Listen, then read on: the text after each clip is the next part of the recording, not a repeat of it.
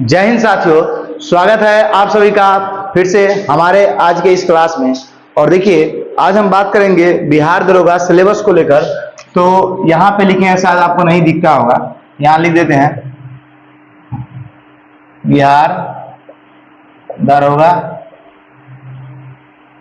Syllabus. देखिए, तो आज जो हम बात करेंगे ये खास के बिहार दरोगा सिलेबस पे, और इससे पहले भी हमने एक वीडियो बनाया, उसमें जाके भी आप सिलेबस को चेक कर सकते हैं। लेकिन आज का जो सिलेबस है उस वीडियो से काफी खास है। इसके पीछे कारण यह है कि हम बहुत ज्यादा ही मेहनत किए हैं आज के सिलेबस बनाने को लेकर, और ये वीडियो काफी इंपॉर्टेंट होगा।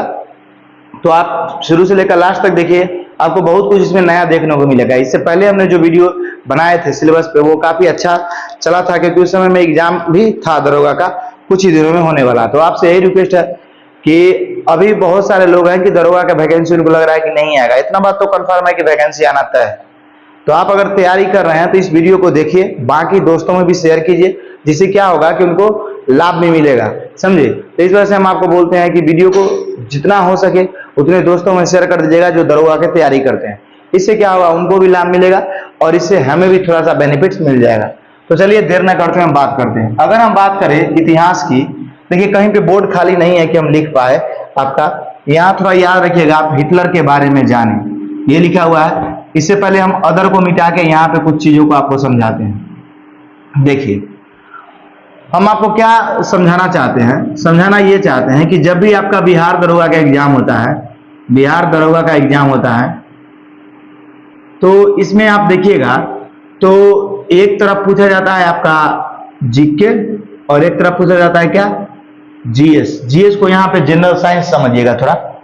जीके की अगर हम बात करते हैं तो इसमें आपका क्या क्या पूछा जाता है, इसमें पूछा जाता है आपका, देखिए इसमें पूछा जाता है आपका हिस्ट्री, उसके बाद पॉलिटी, उसके बाद ज्योग्राफी। हिस्ट्री, पॉलिटी, ज्योग्राफी पूछा जाता है। इसमें आपका क्या पूछा जाता है, फिजिक्स, केमिस्ट्री और बायो।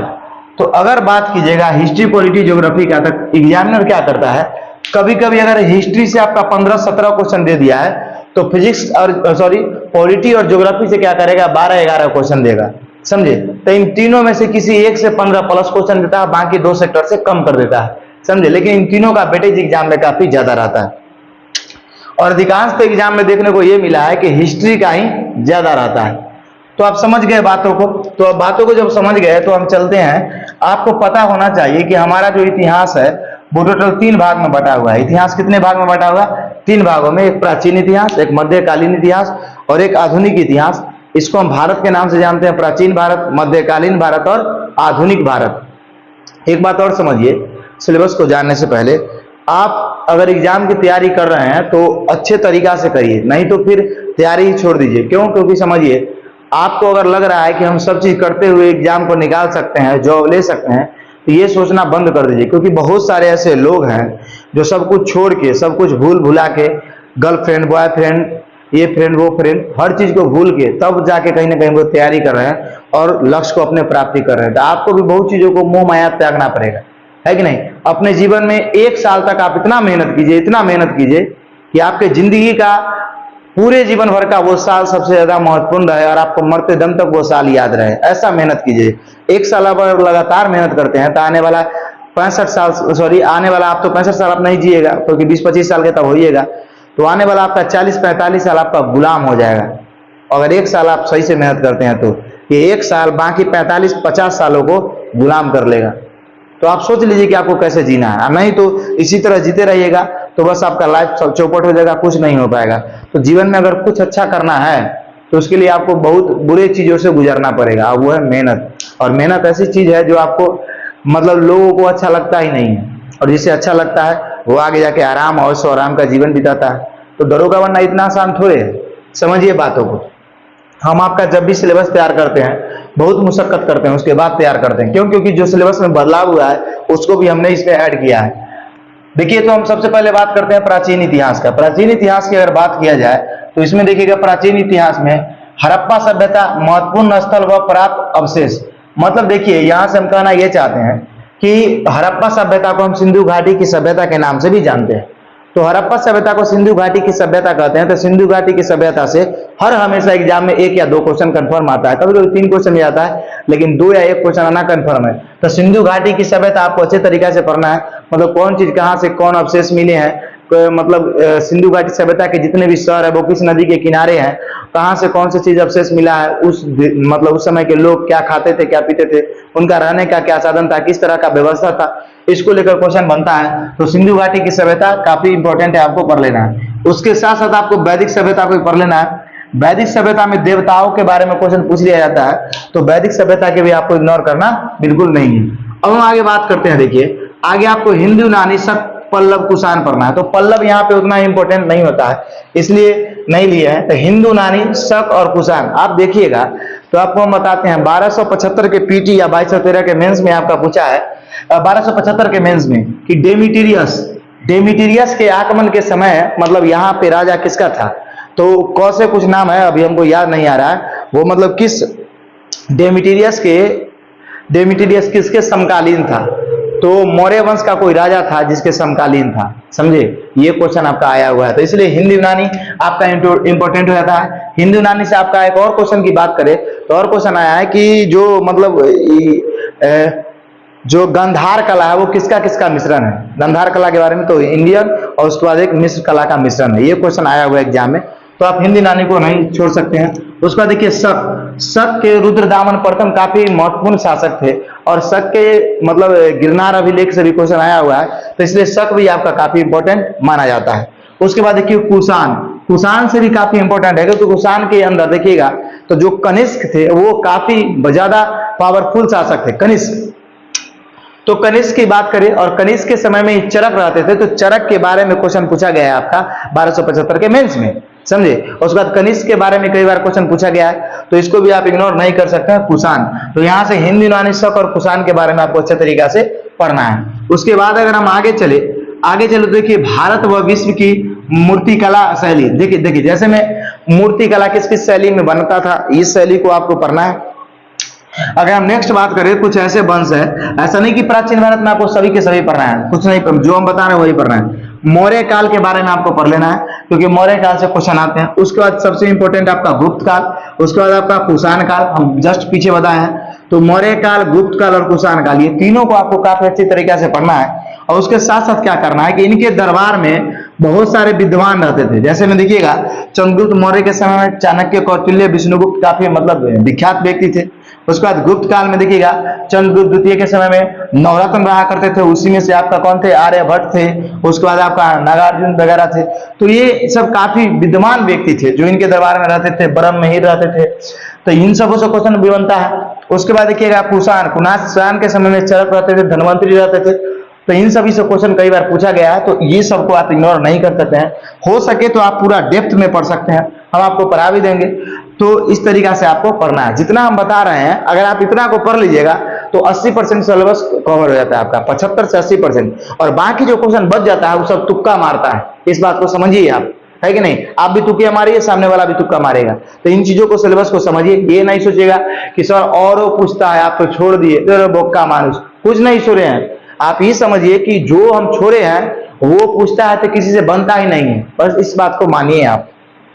हम पूरे सिलेबस को पलटे हैं, 2446 से लेकर 1275 के मेंस तक के देख के आए, तब आपका हम सिलेबस तैयार किए हैं। हम बताए ना आपको कि 2200, हम आपका जब सिलेबस एक और वीडियो बनाया उसमें 22,000 के करीब व्यू गया है, उसको जाके मारिएगा, चाहे प्ले लिस्ट में जाके देखिएगा या डिस्क्रिप्शन में हम उसका पूरा सिलेबस का वीडियो डाल देंगे, देखिएगा कि मतलब कितना व्यू गया है, कितना अच्छा सिलेबस उन्होंने बताया था। उसके बाद भी इसमें नया नया चीज ऐड किए हैं, तो आप वीडियो में लास्ट तक बने रहिए। ये समझ में आ गया, इनके दरबारी जैसे भी बताएं। उसके बाद देखिए वर्धन वंश या पुष्यभूति वंश, वर्धन वंश को हम बोलते हैं वर्धन वंश या पुष्यभूति वंश। तो वर्धन वंश जिसमें आपका हर्षवर्धन के बारे में पढ़ना होता है, उसी को हम बोलते हैं पुष्यभूति वंश। तो हर्षवर्धन हैंडसम से कई बार क्वेश्चन आ चुका है, तो इसको आपको इग्नोर करना नहीं है, समझ गया। उसके बाद देखिए चोल, चेर, पांडे, इन तीनों के बारे में आपको पढ़ना है। थोड़ा इसका कालक्रम पूछ दिया था इस बार 1275 के मेंस में, तो आपको जो सही लगे उस तरीका से आपको पढ़ लेना है। अब हम आ जाते हैं दक्षिण भारत पे। दक्षिण भारत की बात करते हैं तो दक्षिण भारत के इतिहास में देखिए, दक्षिण भारत के इतिहास की अगर हम बात कर ले तो दक्षिण भारत के इतिहास में आपको क्या पढ़ना है, पल्लव वंश। देखिए ध्यान से समझिए, पल्लव वंश, उसके बाद देखिए राष्ट्रकूट वंश, उसके बाद देखिए पाल वंश, पाल वंश ऐसे देखिएगा तो पाल वंश का उदय आपका बंगाल में हुआ, लेकिन ये दक्षिण भारत का जब लुसेंट पढ़िएगा तो उसी में ऐड कर दिया, इसी वजह से हम लिख दिए। उसके बाद देखो आप चोल वंश, उसका चालुक्य वंश। तो ये दक्षिण भारत के अंदर इतने वंशों को अगर आप कवर कर लेते हैं तो इस आप वादा मानिए कि इतना ही से प्रश्न आता है, समझे।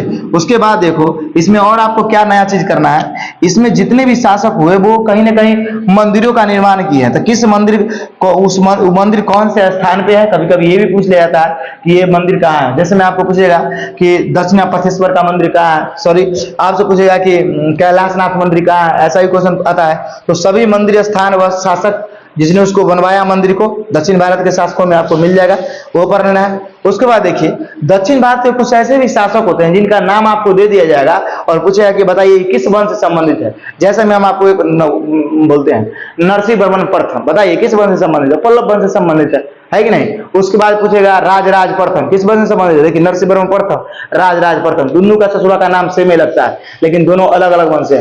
राजराज प्रथम आपका चोल वंश से संबंध रखता है, जैसे नरसिंहवर्मन प्रथम पल्लव वंश से संबंध रखता है। तो देख रहे हैं कितना बदल जा रहा है। तो ऐसा भी क्वेश्चन आपका पूछा गया है तो इस तरीके से भी आप ध्यान रख सकते हैं। तो दक्षिण भारत से सिर्फ आपको इतना ही करना है। अगर आपको ज्यादा दिक्कत हुआ तो हम आगे क्लास भी आपको करवा देंगे, टेंशन मत लीजिए।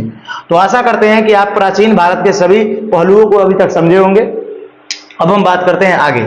अगर हम बात करें मध्यकालीन भारत में तो देखिएगा मध्यकालीन भारत का उतना वेटेज एग्जाम में नहीं रहता है, लेकिन अब के एग्जामों में अब क्वेश्चन धीरे धीरे इंक्रीज होने लगा है। तो उस वजह से भी हम आपको सिलेबस को बताएंगे। तो थोड़ा थोड़ा आपको गजनी और गौर के बारे में, गौरी के बारे में पढ़ लेना है, गजनी और गौरी के बारे में। उसके बाद मेन आते हैं दिल्ली सल्तनत। अगर हम दिल्ली सल्तनत की बात करें तो इसमें आपको गुलाम वंश के बारे में, गुलाम वंश की बात कर रहे हैं तो इसमें कुतुबुद्दीन ऐबक, इल्तुतमिश और बलबन, ये तीन शासक काफी इंपॉर्टेंट होते हैं। और उसके बाद इसी के अंदर आपका रजिया सुल्तान भी आ जाती है। तो ये तीन चार के बारे में आपको सिर्फ पढ़ना है, कुतुबुद्दीन ऐबक, इल्तुतमिश, बलबन। इन लोगों ने कई ऐसे भी काम किए हैं जो काफी इंपॉर्टेंट है और एग्जाम में पूछे जाते हैं। तो ये हो गया। उसके बाद खिलजी वंश। खिलजी वंश में अलाउद्दीन खिलजी के बारे में आपको काफी अच्छे तरीके से पढ़ना है, क्योंकि अलाउद्दीन के जो काम था उससे कई बार क्वेश्चन आपका पूछा गया कि अलाय दरवाजा किसने बनवाया, इस तरह का क्वेश्चन पूछा गया है। अलाउद्दीन खिलजी सबसे क्रूर शासक कौन था, अलाउद्दीन खिलजी। अलाउद्दीन खिलजी ने किसको मारकर गद्दी पे बैठा, इस तरह से क्वेश्चन भी बनते हैं। तो अलाउद्दीन खिलजी के बारे में आपको काफी अच्छे तरीके से पढ़ लेना है। समझ में आ गया। उसके बाद हम बात करते हैं किसका, तुगलक वंश का। तो तुगलक वंश में देखिएगा ये एमबीटी मतलब मोहम्मद बिन तुगलक, उसके बाद एफएसटी मतलब फिरोज शाह तुगलक, ये दो शासक काफी इंपॉर्टेंट है। मोहम्मद बिन तुगलक इसलिए इंपॉर्टेंट है कि ये काफी पढ़े लिखे होने के बाद भी ये अपने शासन करने में फेल हो जाते हैं, और एफएसटी काफी मतलब इनके गलत नियमों को सुधार करते हैं। तो ये दोनों शासक काफी इंपॉर्टेंट है, तो इसको भी पढ़ लेना। एक बात और समझिए, यहाँ पे गयासुद्दीन तुगलक भी है, जीएसटी भी है, तो उसको हम नहीं लिए। तो नहीं लिए दिखता मतलब ये नहीं कि आप छोड़िए दीजिएगा, सरसरी निगाह से उसको भी पढ़ लेना है, समझे। ऐसा नहीं कि छोड़ देना है। उसके बाद देखिए सैयद वंश। सैयद वंश में क्या करना है, शासकों का काम। कुछ शासक ऐसे हैं, सैयद वंश उतना इंपॉर्टेंट नहीं है। सैयद वंश से एक क्वेश्चन एक बार आया था, तो कभी कभी बन जाता है कि तारीख मुबारक शाही किस वंश के बारे में बताता है, समझे। तो ये सैयद वंश के बारे में बताता है, ये क्वेश्चन आया हुआ है। देखिए हम आपको क्या होता है कि ज्यादातर क्वेश्चन हम प्रीवियस ईयर इतना देखे हैं कि हमको याद आ जाता है क्वेश्चन में, तो इस बात को आप ध्यान में रखिए। उसके बाद देखिए लोधी वंश। लोधी वंश से सिकंदर लोधी से कई बार प्रश्न पूछे गए हैं, तो सिकंदर लोधी को आपको पढ़ लेना है। और बाकी बहलोल लोधी, और उसके बाद एक अंतिम होता है कौन आपका, जो हल्दीघाटी सॉरी इब्राहिम शाह लोधी, उसके बारे में पढ़ लेना है। तो ये आपको इस तरीका से पढ़ना है दिल्ली सल्तनत को। आगे हम बात करें तो सल्तनत कालीन विधि व्यवस्था को आपको पढ़ लेना है। मतलब सल्तनत कालीन में जैसे में दीवाने और बंदगान किस तरह का व्यवस्था था, दीवाने कोही किसके समय में चलाया गया था, दीवाने कोही मोहम्मद बिन तुगलक के समय में आपका चलाया गया था, ये कृषि विभाग से संबंधित है। दीवाने मुस्तखराज किस तरह का विभाग है, तो ये होता है आपका सल्तनत कालीन व्यवस्था। इसको भी काफी अच्छी तरीके से पढ़ लेना है, किस तरह का टैक्स था, किस तरह का पद लोगों को दिया गया था, प्रधानमंत्री को क्या कहा जाता था। तो इस तरीका का आपको पूरा का पूरा दिल्ली सल्तनत कवर कर लेना है। आगे हम चलते हैं, तो आगे आपको मुगल कालीन व्यवस्था पढ़ना है। मुगल कालीन व्यवस्था के बारे में बात करें, पहले हम बात करते हैं मुगल शासक के बारे में। मुगल शासक के बारे में पढ़ना है। जैसे मुगल शासक में आपको सबसे ज्यादा ध्यान देना है थोड़ा औरंगजेब पे, औरंगजेब से क्वेश्चन आता है। उसके बाद अकबर पे, उसके बाद आप देखिएगा शाहजहां, जहांगीर, और उसके बाद बाबर हो गया। तो इन सब को सरसरी निगाह से पढ़ना। अकबर और औरंगजेब को काफी कड़ी नजरिया से पढ़िएगा, क्योंकि यहाँ से क्वेश्चन एराइज होते हैं। समझ में आ गया आपको। उसके बाद देखिए, उसके बाद आपको मुगल कालीन व्यवस्था से कई बार क्वेश्चन पूछा गया है। मुगल कालीन व्यवस्था जिस तरह से सल्तनत कालीन विधि व्यवस्था है उस तरह से। जैसे में वजीर शब्द किसके लिए प्रयोग किया जाता था, ये समझे नहीं समझे। मजलिस ए खलवत क्या था, इस तरह से क्वेश्चन बनते हैं। तो ये सब मुगल कालीन व्यवस्था होता है जो आपको अच्छे तरीके से पढ़ना है, क्वेश्चन यहाँ से आया हुआ है। उसके बाद हम बात करते हैं, देखिए अगर दक्षिण भारत के कुछ मध्यकालीन इतिहास में बात कीजिएगा तो विजयनगर, उसके बाद बहमनी, ऐसे ये दक्षिण भारत के मतलब जब प्राचीन भारत पढ़ रहे थे तो वही भी पढ़ना था, विजयनगर और बहमनी। तो विजयनगर में आपका आ जाता है कौन, देवराय प्रथम, देवराय द्वितीय, कृष्णदेवराय, ये सब शासक काफी मतलब महान शासक हुए, इनसे भी क्वेश्चन बनता है। तो विजयनगर, उसके समय में देवराय प्रथम के समय में निकोलो कांटी आया था, तो ये सब भी क्वेश्चन आपका बनता है। कृष्णदेवराय के समय में कौन आया था, तो ये सब क्वेश्चन बनते हैं। तो जब आप विजयनगर को पढ़िएगा तो विजयनगर से आपका क्लियर हो जाएगा। और विजयनगर आगे जाके संगम, सुलूर, तुलूर, आरबीडू 5 में डिवाइड हो जाता है, तो वो भी आप जब पढ़िएगा तो अपने आप क्लियर हो जाएगा। उसके बाद बहमनी, बहमनी के अंदर ही आप जाके आगे पढ़िएगा तो बहमनी भी 5 भागों में बढ़ जाता है, लेकिन ये सब के बारे में सिर्फ याद कर लेना है और पढ़ लेना है। उसके बाद आपको सूर्यवंश, शेरशाह सूरी के बारे में पढ़ना है, शेरशाह सूरी से भी क्वेश्चन आए हैं। उसके बाद मराठा साम्राज्य को पढ़ना है, मराठा तो इग्नोर करना ही नहीं है, ये मराठा जो है मराठा काफी इंपॉर्टेंट है। मराठा के बाद जितने भी पेशवाए हुए, बाजीराव प्रथम वगैरह, वो पढ़ना है। उसके बाद मराठा का जो युद्ध हुआ अंग्रेजों से, इसके बारे में आपको काफी अच्छे तरीके से पढ़ना है। तो मध्यकालीन में अगर आप इतना करते हैं, उसके बाद और कुछ इंपॉर्टेंट चीजें हैं जैसे में देखिए मध्यकालीन में भक्ति व सूफी आंदोलन, भक्ति और सूफी आंदोलन से भी कई प्रश्न बनते हैं। जैसे भक्ति आंदोलन में देखिएगा शंकराचार्य, रामानुजमाचार्य, बल्लवाचार्य, बहुत सारे संत हुए। तो उन संतों का कभी कभी क्रम पूछ देता है कि किस तरह से संत आए, इस तरह से एग्जाम में पूछा गया है। उसके बाद कभी कभी आपसे ये पूछ देगा कि ये जो संत है ये किसके प्रवर्तक थे, मतलब राम के या शंकर जी का या किस भगवान के प्रवर्तक थे, ऐसा भी क्वेश्चन आता है। कभी कभी ऐसा भी क्वेश्चन आता है कि मान के चलिए शंकराचार्य का जन्म कहाँ हुआ था, तो आप समझ रहे हैं मेरी भावनाओं को।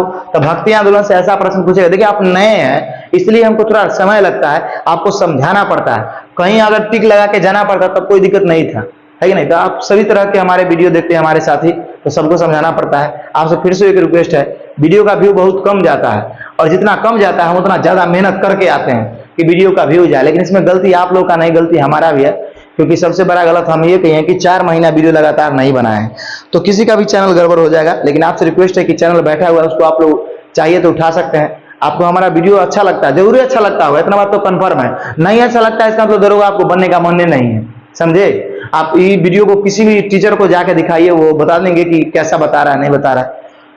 तो आप देखिए और बाकी दोस्तों में शेयर जरूर कीजिए। तो भक्ति और सूफी आंदोलन, उसके बाद संतों का कालक्रम, संतों का कालक्रम की बात करते हैं, अभी जस्ट बताएं संतों का कालक्रम। उसके बाद देखिए सूफी आंदोलन में भी आपको पढ़ना है। सूफी आंदोलन में बहुत सारे ऐसे भी, जैसे में जियाउद्दीन बर्नी, उसके बाद आपका हो जाएगा अमीर खुसरो, इन सब से प्रश्न आता है। तो ये सब सूफी आंदोलन के प्रवर्तक थे। इसलिए सूफी मतलब मुस्लिमों का आंदोलन, वो लोग भक्ति के लिए क्या क्या किए इसको लेकर। उसका सबसे इंपोर्टेंट उत्तर मुगल काल, उत्तर मुगल काल की बात करते हैं तो यहाँ से आपका वो शासक हुए जो औरंगजेब के बाद शासक हुए। जैसे बहादुर शाह प्रथम, बहादुर शाह द्वितीय, बहादुर शाह द्वितीय तो सबसे अंत में आ जाता है, अकबर द्वितीय, अकबर प्रथम। तो इस तरह के प्रश्न आपके बनते हैं। जहांगीर शाह, फर्रुखसियार, ये सब के सब उत्तर मुगल काल के शासक हैं। तो इन सभी के बारे में आपको पढ़ना है। उसके बाद देखिए प्रमुख विद्रोह, प्रमुख विद्रोह की बात करते हैं। जैसे बहुत सारे भारत में विद्रोह हुए, संथाल विद्रोह, ये विद्रोह, वो विद्रोह, उसका मुंडा विद्रोह, चुआरो विद्रोह, पॉलीग्रो विद्रोह, भील विद्रोह, ये सब जब सभी के सभी जो विद्रोह हुए, इन सभी के विद्रोह कहां से हुआ, इस विद्रोह का दबाने वाला कौन था, ये विद्रोह के प्रवर्तक कौन थे, समझे, नेतृत्व कौन कर रहे थे, ये सब क्वेश्चन बनता है। तो प्रमुख विद्रोह, तो इतना आपको समझ में आ गया। तो आशा करते हैं कि आपको ये प्राचीन भारत और उसके बाद मध्यकालीन भारत का पूरा ब्यौरा समझ में आया होगा। अगर आप इतना करते हैं, उसके बाद एक और समझिए, ये आपका क्या है, सिख धर्म, क्या नहीं लिख पाए हम, सिख धर्म, कौन सा आपका, सिख धर्म। एक और चीज इधर छूट गया आपका, हम लिख नहीं पाए हैं। आप यहाँ पे 2 चीज याद रखिएगा, एक है आपका जैन धर्म, क्या है, जैन धर्म, और एक क्या है आपका बौद्ध धर्म। ये 2 धर्मों को आपको पढ़ लेना है। दरोगा का एक नियम है, जब फोकस करता है तो जैन धर्म, बौद्ध धर्म पर। अभी जब दूसरा धर्म शायद पूछा होगा तो आपको जैन धर्म, बौद्ध धर्म काफी अच्छे तरीके से पढ़ लेना है। इसको नहीं भूलना है, हम लिखना भूल गए थे इसको। अब देखिए इधर आपको कौन पढ़ लेना है, सिख धर्म के बारे में। सिख धर्म में 10 गुरु हुए, 10 गुरु में से आपका ज्यादातर देखिएगा गुरु नानक से प्रश्न आते हैं, और गुरु नानक सभी गुरु से आते हैं, राजा राम से भी आते हैं, उसके बाद जितने भी हैं गुरु वो सभी से आते हैं। गुरु गोविंद सिंह से भी आते हैं प्रश्न, तो वो सभी गुरु के बारे में आपको अच्छे तरीका से पढ़ना है, सिख धर्म। अब हम बात करते हैं, देखिए ये आपका क्या हो गया, प्राचीन भारत, मध्यकालीन भारत। अब हम आते हैं विश्व के इतिहास के बारे में। आप देखना कि दरोगा के क्वेश्चनों में जब भी एग्जाम होता है तो 2 प्रश्न विश्व इतिहास या 3 प्रश्न ऐसा पूछता है कि सब थोड़ा समझ में नहीं आता, पूरा बाउंड से मार के निकल जाता है। तो हम उसको भी कवर किए हैं कि भैया कहां से प्रश्न पूछता है। तो देखो आप देखिएगा कि विश्व इतिहास में प्रमुख युद्ध, जैसे में अफीम युद्ध, हाल ही में देखिएगा 1275 के शायद मेंस में अफीम युद्ध के बारे में पूछा गया था। उसके बाद 22 और 13 के मेंस क्वेश्चन रखिएगा, एक संधि पूछा हुआ था कि यह संधि किसके किसके बीच हुआ था, प्यूनिक का संधि। तो रोम और कार्थेज के बीच हुआ था, किसके बीच हुआ था, रोम और कार्थेज के बीच प्यूनिक का संधि। तो वो कहां से आ गया, तो अगर आप पढ़िएगा तो समझ में आ जाएगा। प्रमुख युद्ध के बारे में पढ़ना है, प्रमुख युद्ध के बाद संधिया लिखे हम, प्रमुख युद्ध के बाद संधिया, जो 2 देशों के बीच संधिया हुआ करता था वो। उसका देखिए महत्वपूर्ण शासक, महत्वपूर्ण शासक व विद्वान के पुस्तक पूछता है आपका कि इस पुस्तक को किसने लिखा है। जैसे में देखिए हम 5-7 विद्वानों का नाम बोलते हैं, जैसे में Rousseau, Voltaire, Maxim Gorky, Lenin, समझे, हिटलर, ये सब जो हो गया, ये सब शासक भी था, कुछ विद्वान भी थे। तो ये सब लोग क्या किया था कि बहुत सारा पुस्तक, कार्ल मार्क्स, इन सब के पुस्तक के बारे में आपका पूछ लेता है, समझे। तो ये सब आपका जानकारी मिलेगा कहां से, तो आप 9 और 10 के इतिहास को जाके अच्छे तरीके से बारीकी से पढ़ लीजिएगा। उसमें से जो आपको इंपॉर्टेंट लगेगा प्रीवियस ईयर को लटिएगा, रूसो के बारे में खूब पढ़िएगा, समझे। इस सब के बारे में पूछा, वाल्टेयर के बारे में आप पढ़िएगा, मैक्सिम गोर्की वगैरह के बारे में पढ़िएगा। उसके बाद जार निकोलस द्वितीय, जार निकोलस के बारे में पढ़िएगा। उसके बाद लुई 14वां, लुई 16वां के बारे में पढ़िएगा। इन सब के बारे में क्वेश्चन आ ही जाता है, समझे कि नहीं समझे। और वहीं पे आपको जब शासक पढ़िएगा तो संधि भी मिल जाएगा, युद्ध भी मिल जाएगा, प्रथम विश्व युद्ध, द्वितीय विश्व युद्ध भी पढ़िएगा। इन सब से प्रश्न आता है। इस तरह से सिलेबस आपको कोई नहीं बताएगा, ये हम आपसे वादा करते हैं। आप जाके और देख लीजिए, आपको विश्वास नहीं है तो। उसके बाद आप एक क्या कीजिएगा, हिटलर के बारे में पूरा जानकारी रखिएगा, क्योंकि हिटलर से कभी कभी प्रश्न पूछ देता है, क्योंकि हिटलर इतिहास में बहुत क्रूर व्यक्ति हुआ था, तो इसे हिटलर के बारे में पूछ देता है। तो इस तरह से आपको समझ में आ गया यहां से। अब देखिए आगे अगर हम बात करते हैं तो हिटलर के बाद, अब देखिए यहां जो है ये कुछ महत्वपूर्ण बातें हैं जो आपका एग्जाम में अभी पूछे जा रहे हैं। जैसे में देखिए प्रमुख खेल एवं प्रारंभ डेट, जैसे में आप देखो, जैसे ऐसे खेल होते हैं, जैसे आपको पूछ देगा एशियाई गेम्स का, एशियाई गेम्स में मान के चलिए कि तीरंदाजी या कोई खेल है, उसको शामिल कब किया गया, तो थोड़ा आप ध्यान में रखिएगा, समझे। उसके बाद देखिए यूनेस्को में शामिल धरोहर, आपसे ये क्वेश्चन पूछ देगा कि फलाना जो चीज है काफी इंपॉर्टेंट है, या अगर वो नया भी अप टू डेट में चल रहा है तो पूछ देगा कि इसको यूनेस्को में शामिल कब किया गया, ऐसा क्वेश्चन पूछ देता है। उसके बाद आपसे पूछ देता है पुरस्कार का प्रारंभ डेट, जैसे आपसे पूछ देगा अर्जुन पुरस्कार का शुरुआत कब हुआ। उसके बाद आपसे पूछ देगा कि नोबेल पुरस्कार तो सबको जानता है, कुछ ऐसे पुरस्कार आपसे पूछ दिया, पद्म विभूषण का शुरुआत कब हुआ, और सारे पुरस्कार है उसका शुरुआत कब हुआ। तो इस तरह का प्रश्न भी आप ध्यान में रखिएगा। तो आशा करते हैं कि आपको इतना सारा चीज समझ में आया होगा। अब देखिए आगे हम सिलेबस और आपको बताएंगे, लेकिन अभी रात करीब 12:30 के करीब बज गया है, और हमको सुबह उठ के 6 बजे से पहले उठ के तैयार होकर जाना पड़ता है स्कूल, तो इसलिए दिक्कत हो जाता है। तो आप क्या कीजिए कि इसका स्क्रीनशॉट लीजिए, धीरे धीरे हम आपका हर सिलेबस को बता देंगे। जब लास्ट करेंगे तो हम क्या करेंगे, जब दरोगा का वैकेंसी आने वाला रहेगा तब आपका एक बड़ा सा वीडियो लाएंगे पूरा सिलेबस का, जिसमें एक वीडियो में आपका पूरा आर्ट्स कवर करेंगे, एक वीडियो में पूरा साइंस करेंगे। अभी आप देखते चलिए और अभी से ये पढ़ते चलिए। हम आपको क्यों बता रहे हैं, अभी ये सिलेबस इसलिए है कि आपको ये पढ़ना है। अब जाके बुक में पढ़िए। आप बोलते थे कि सर हमको पता नहीं चलता कहां से पढ़े, अब पता चल रहा है ना, तो इसको अच्छे से कॉपी में लिख लीजिए स्क्रीनशॉट लेके, और लिखने के बाद आप क्या कीजिए, पूरा इसको पढ़ जाइए। मतलब सिंधु घाटी सभ्यता पढ़े तो आपको ऐसा लगे कि अगर यहाँ से क्वेश्चन आया तो हमसे बनेगा ही बनेगा, अब कोई लटपट होने वाला नहीं है, समझे। तो इस तरीके से उसके बाद यहाँ जो ये टॉपिक बताए एक्स्ट्रा में, ये एक्स्ट्रा में बताए, इन सभी को कवर करना है। उसके बाद इधर भी कुछ एक्स्ट्रा चीजों को हम बताए हैं, उसको आपको कवर कर लेना है। उसके बाद देखो आपका हम एक और बताएं, अगर हम बात करते हैं तो मध्यकालीन में देखिएगा सल्तनत कालीन कुछ ऐसे विद्वान हुए जिन्होंने पुस्तक लिखा। उसके बाद देखिए मुगल कालीन भी कुछ ऐसे विद्वान हुए जिन्होंने पुस्तक लिखा। तो वैसा ही पुस्तक जैसे में तारीख फिरोज शाही वगैरह, ये पुस्तक किसने लिखा है। उसके बाद देखिए आपका बहुत सारा पुस्तक है जो मुस्लिम लोगों के द्वारा लिखा गया है, तो वो पुस्तक से संबंधित क्लास से आपको करा देंगे। तो मध्यकालीन में जो इतिहासकार थे उन्होंने पुस्तक लिखा, उसके बारे में पढ़ लीजिएगा। तो इतना सिलेबस को जो आप कवर कर लीजिएगा। अब नेक्स्ट वीडियो में आपको बताएंगे ज्योग्राफी के बारे में और आधुनिक भारत के बारे में। तो इसका आप स्क्रीनशॉट ले लीजिए। आप अगर चैनल पर नए हैं तो चैनल को सब्सक्राइब भी कर लीजिए। उसके बाद अपने दोस्तों में इसको वीडियो को बहुत ज्यादा शेयर कीजिए। हो सके तो आप इतना शेयर कीजिए कि हमारा मन और करे आपके लिए वीडियो लाने का। और आपको ये कैसा लगा ये जरूर बताइएगा सिलेबस। समझिए, उसका पहले स्क्रीनशॉट आप लीजिए।